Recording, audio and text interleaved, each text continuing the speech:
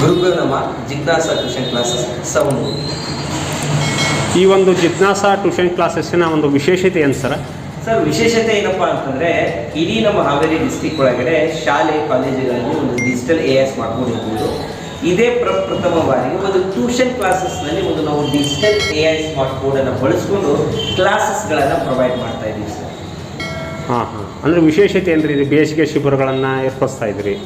Okay sir, ಈ ಕಡೆ ನಾವು ಇದೇ ಮೊದಲನೇ ಬಾರಿಗೆ 2025 ಮತ್ತು 26ನೇ ಸಾಲಿನಲ್ಲಿ ಬೇಸಿಗೆ ಶಿಬಿರವನ್ನು ಕೈಗೊಂಡಿದ್ವಿ. ಇಲ್ಲಿ 1ರಿಂದ 10ನೇ ತರಗತಿ ವಿದ್ಯಾರ್ಥಿಗಳನ್ನು ಪಾಲ್ಗೊಳ್ಕೊಂಡು 130ಕ್ಕೂ ಅಧಿಕ ವಿದ್ಯಾರ್ಥಿಗಳು ನಮ್ಮ ಬೇಸಿಗೆ ಶಿಬಿರಗಳು ಪಾಲ್ಗೊಂಡು ಅತ್ಯುತ್ತಮವಾಗಿ ಆ ಶಿಬಿರದ ಒಂದು ರಜಾ ಅವಧಿಯನ್ನು ಅನುಭವಿಸೋದ್ರೊಂದಿಗೆ ಪಠ್ಯ ವಿಷಯಗಳನ್ನು, ರಚನಾತ್ಮಕ ಒಂದು ವಿಷಯಗಳನ್ನೆಲ್ಲವನ್ನು ವಿದ್ಯಾರ್ಥಿಗಳು ತಿಳ್ಕೊಂಡಿದ್ದಾರೆ ಸರ್.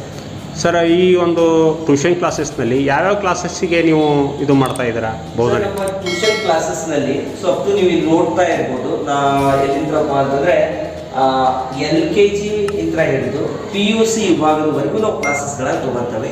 ಹಾಗಂತ ಮಾತ್ರಕ್ಕೆ ನಾನು ಒಬ್ಬನೇ ತೊಗೊಳ್ತೀನಿ ಅಂತಲ್ಲ. ನಮ್ಮಲ್ಲಿ ಒಂದು ಗುರು ಬಳಗ ಇದೆ. ಅನುಭವಿಸಿದ ಶಿಕ್ಷಕರನ್ನ ತುಂಬ ಮಾಡ್ತಾ ಹೋಗ್ತಿರ್ತೀವಿ. ಇಲ್ಲಿ ನಮ್ಮಲ್ಲಿ ವಿಶಿಷ್ಟವಾದ ಒಂದು ಕ್ಲಾಸಸ್ಸನ್ನು ಸೆಕ್ಷನ್ ಮಾಡ್ಕೊಂಡಿದ್ದೀವಿ. ಫೌಂಡೇಶನ್ ಕ್ಲಾಸಸ್ ಅಂತ ಬರುತ್ತೆ. LKG ಇಂದ 5ನೇ ತರಗತಿವರೆಗೆ. ನೆಕ್ಸ್ಟ್ ಹೈಸ್ಕೂಲ್ ಹಿರಿಯ ಪ್ರಾಥಮಿಕ 6, 7, 8, ಪ್ರೌಢ ವಿಭಾಗ 9 ಮತ್ತು 10ನೇ ತರಗತಿ. PUC ಬಂದಾಗ ವಾಣಿಜ್ಯ ಮತ್ತು ವಿಜ್ಞಾನ ವಿಭಾಗದ ಪ್ರಥಮ ಮತ್ತು 2ನೇ ವರ್ಷಕ್ಕೆ ನಾವು ಏನು ಮಾಡ್ತೀವಿ, ತರಗತಿಗಳನ್ನು ಕೊಡ್ತಾ ಹೋಗ್ತೀವಿ ಸರ್. ಮತ್ತು ವಸತಿ ಶಾಲೆಗಳಿಗೆ ಯಾವಕ್ಕೂ ನೀವು ಬೋಧನೆ ಮಾಡ್ತಾ ಇದ್ದೀರಿ? ಸಾರಿ ಸರ್, ಇದು ಏನಪ್ಪಾ ಅಂತಂದ್ರೆ ಇದು ಶಾಲಾ ಪಠ್ಯ ವಿಷಯಗಳಿಗೆ ಸಂಬಂಧ ವಿಷಯ ಆಗಿತ್ತು. ಇದು ಪಠ್ಯ ವಿಷಯದ ಬೇರೆ ಸರ್, ಅಂದ್ರೆ ಶಾಲಾ ಅವಧಿಗಳನ್ನು ಬಿಟ್ಟು ಬೇರೆ ತರ ಇದು ನಾವು ಮಾಡ್ತೀವಿ, ಕ್ಲಾಸಸ್ಗಳನ್ನು ಪ್ರೊವೈಡ್ ಮಾಡ್ತೀವಿ. ಒಂದು ಉತ್ತಮ ಒಂದು ಆಪರ್ಚುನಿಟಿ, ಯಾವ ವಿದ್ಯಾರ್ಥಿಗಳಿಗೆ ಒಂದು ಕಲಿಯುವ ಶಕ್ತಿ ಹೆಚ್ಚಾಗಿರುತ್ತದೆ ಅಂತಂತಂದ್ರೆ ಅವರು ಇನ್ನೂ ವಿಶಿಷ್ಟವಾಗಿ ಕಲಿಬೇಕಂತ ಅನ್ನಿಸ್ತಿರ್ತಾರಲ್ವ. 5ನೇ ತರಗತಿಯ ನಂತರ 6ನೇ ತರಗತಿಗೆ ನಮ್ಮ ಕರ್ನಾಟಕ ಸರ್ಕಾರ ಆಗಿರಲಿ ಅಥವಾ ಸೆಂಟ್ರಲ್ ಗೌರ್ಮೆಂಟ್ ಆಗಿರಲಿ ಹೊಸದಾದ ಒಂದು ಶಾಲೆಗಳಿದ್ದಾವೆ. ನವೋದಯ, ಮೊರಾರ್ಜಿ, ಕಿತ್ತೂರಾಣಿ ಚೆನ್ನ, ಖ್ಯಾತ ಮೊರಾರ್ಜಿ ಶಾಲೆಗಳು, ಮೌಲಾನಾ ಅಬ್ದುಲ್ ಕಲಾಂ ವಸತಿ ಶಾಲೆಗಳು. ಇಂಥ ಶಾಲೆಗಳಿಗೆ ವಿದ್ಯಾರ್ಥಿಗಳನ್ನು ನಾವೇನು ಮಾಡ್ತೀವಪ್ಪ ಅಂತಂದರೆ ತಯಾರ ಮಾಡಿಕೊಡ್ತೀವಿ ಸರ್. ಆಮೇಲೆ ಇದು ತರಗತಿಯ ವಿಷಯಗಳೊಂದಿಗೆ ನಿಮ್ಮಲ್ಲಿ ಶಿಕ್ಷಕರು ಯಾವ ರೀತಿ ಇದ್ದಾರೆ? ಸರ್, ನಮ್ಮ ತರಗತಿಯ ವಿಷಯಗಳೊಂದಿಗೆ ನಾವೇನು ಮಾಡ್ತೀವಪ್ಪ ಅಂತಂತಂದರೆ ಇದೊಂದು ವಿಶೇಷ ಸೂಚನೆ ಒಂದು ಕಡೆ ಚಿಕ್ಕದಾಗಿ ಹೇಳ್ತೀನಿ. ಏನಪ್ಪ ಅಂತಂತಂದರೆ LKG ಇಂದ 3ನೇ ತರಗತಿಯ ವಿದ್ಯಾರ್ಥಿಗಳಿಗೆ ಏನು ಮಾಡ್ಕೊಡ್ತೀವಪ್ಪ ಅಂದರೆ ಟ್ಯೂಷನ್ ಕ್ಲಾಸಸ್ ಒಂದಿಗೆ ಅವರ ಶಾಲೆ ಒಳಗೆ ನೀಡಿರುವಂಥ ಹೋಮ್ವರ್ಕ್ಗಳನ್ನು ನಾವು ಮಾಡಿಸ್ಕೊಂಡು ಕೊಡ್ತೀವಿ.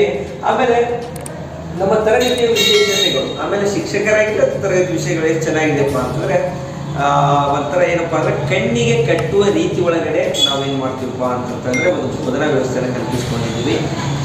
ವಿಷಯ ವಿಸ್ತಾರವಾಗಿರ್ಬೋದು, ಫಲಿತಾಂಶವನ್ನು ಹೆಚ್ಚಿಸುವುದು ಯಾವ ಥರ ಆಗಿರ್ಬೋದು, ಆಮೇಲೆ ಕುತೂಹಲ ಮತ್ತು ಉತ್ಸಾಹದಿಂದ ಕಲಿಯಲು ಪ್ರೇರಣೆಗೊಳಿಸುವುದಾಗಿರ್ಬೋದು ವಿದ್ಯಾರ್ಥಿಗಳಿಗೆ. ಆಮೇಲೆ ಅವರು ತಂದೆ ತಾಯಿಗಳು ಏನಾಗಿರ್ಬಾರಪ್ಪ ಅಂದರೆ ತಮ್ಮ ಮಕ್ಕಳಿಗಂತಾನೆ ಒಂದು ಭವಿಷ್ಯವನ್ನು ಕಂಡಿರ್ತಾರೆ. ಆ ಭವಿಷ್ಯವನ್ನು ನಡೆಸಾಗುವ ಕೆಲಸವನ್ನು ನಾವು ಮಾಡಿಕೊಡ್ತಾ ಇರ್ತೀವಿ. ಅದರೊಂದಿಗೆ ಇನ್ನೊಂದು ವಿಶೇಷತೆ ಏನಪ್ಪ ಅಂದರೆ ಶಿಕ್ಷಕರ ವಿಶೇಷತೆಗಳನ್ನು ಕೇಳಿದಿರ್ತೀವಿ. ಅದರಲ್ಲಿ ನಮ್ಮಲ್ಲಿ ಸತತವಾಗಿ ಒಂದು 8 ವರ್ಷ, ಅಪ್ರಾಕ್ಸಿಮೇಟ್ ಒಂದು 6-8 ವರ್ಷ ಗೆಲ್ಪಟ್ಟು ನಾವೇನು ಮಾಡ್ತೀವಿ. ಇನ್ನೂ ಇದುವರೆಗೂ ನಾವು ಇದೇ ಫೀಲ್ಡಲ್ಲಿ ಇರೋದ್ರಿಂದ ವಿದ್ಯಾರ್ಥಿಗಳನ್ನು ಚೆನ್ನಾಗಿ ನಾವು ತಯಾರಿ ಮಾಡ್ಬೋದಾಗಿರುತ್ತೆ. ಪಾತ್ರಗಳ ಮೂಲಕ ಆಗಿರ್ಬೋದು.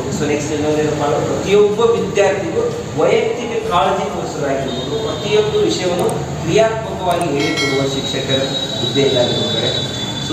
ಇನ್ನೂ ಒಂದು ನನ್ನ ವೈಯಕ್ತಿಕವಾದ ಮಾತು ಏನಪ್ಪ ಅಂತಂದರೆ ನಮ್ಮ ಟ್ಯೂಷನ್ ಕ್ಲಾಸಸ್ಸಿಗೆ ಯಾಕೆ ಅಡ್ಮಿಷನ್ಗಳು ಬೇಕಾಗ್ತವಪ್ಪ ಅಂತಂದ್ರೆ, ನೀವು ಯಾಕೆ ತಗೋಬೇಕು ಅಂತ ಪ್ರಶ್ನೆ ಇತ್ತಪ್ಪ ಅಂತಂದರೆ ಇಷ್ಟೆಲ್ಲ ವಿಚಾರಗಳನ್ನು ನೀವು ನೋಡಿದ್ದೀರಿ ಅಂತಂದರೆ ಇದೇ ಮೊದಲನೇ ಬಾರಿಗೆ AIS ಮಾಡ್ಬೋದು ಮೂಲಕ. ಆಮೇಲೆ ಇದು ಒಬ್ಬ ವ್ಯಕ್ತಿ ಅಂತ ಬೋಧನೆ ಇಲ್ಲ, ಒಂದು ಗುರು ಬಳಗ, ಅದು ಎಂಥದ್ದು ಸತತವಾಗಿ ನುರಿತಂತಹ ಅನುಭವಿಯುಳ್ಳ ಶಿಕ್ಷಕರಿಂದ ಬೋಧನೆ ಆಗ್ತಾ ಇದೆ.